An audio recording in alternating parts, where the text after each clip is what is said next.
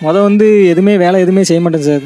வீட்டில் சுற்றிட்டு செலவு பண்ணிக்கிட்டு தான் அலைவேன். பைசா வேலைக்கு போவேன், செலவு பண்ணுவேன். இப்போவும் வேலைக்கு போகிறதும் அவங்க தான் முடிவு பண்ணணும், வீட்டில் இருக்கிறதும் அவங்க தான் முடிவு பண்ணணும்.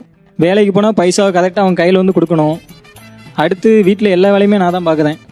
அவங்க எந்த வேலையுமே பார்க்க மாட்டாங்க, ரீல்ஸ் பார்த்துக்கிட்டே இருப்பாங்க, வேறு எதுவுமே செய்ய மாட்டாங்க. வீட்டு வேலை எதுவுமே வீட்டு வேலை எதுவுமே பண்ண மாட்டாங்க. பாப்பா அப்படி யூரின் போய்கிட்டே இருப்பாங்க, நான் பின்னாடி தொடச்சிக்கிட்டே போக வேண்டியதான். அவங்க எதுவுமே செய்ய மாட்டாங்க சார். துணி வந்து ஒரு வாரத்துக்கு மேலே அப்படி குமிச்சு போட்டுருவாங்க, மழை மயக்கில் இருக்கும். அவங்க வந்து ஒரு டைம் போட்ட ட்ரெஸ்ஸை அடுத்தாப்புல போட மாட்டாங்க. நான் வந்து போட்ட ட்ரெஸ்ஸை 3 நாள் வரைக்கும் போட்டிருப்பேன்.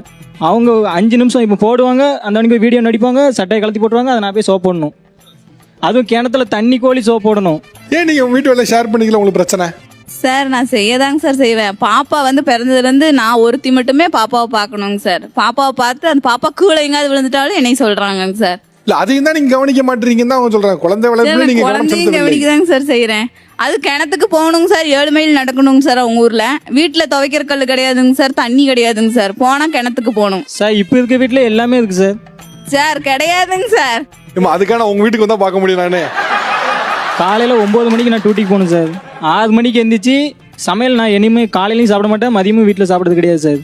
நான் போனோடனே இவங்க சமைப்பாங்க, நான் வர சொல்ல பாத்திரத்தை அப்படி குமிச்சு போட்டுவாங்க, நான் வந்து கழுவணும். அவங்க எதுவுமே பண்ண மாட்டாங்களா? அவங்க தான் எதுவுமே பண்ண மாட்டாங்க, ரீல்ஸ்லாம் பார்ப்பாங்க, எதுவுமே செய்ய மாட்டாங்க சார். நீங்கள் பேச்சுக்காக சொல்கிறீங்களா உண்மையிலேயே? சத்தியமாக எதுவுமே பண்ண மாட்டாங்க. அவங்ககிட்டே கேளுங்க சார்.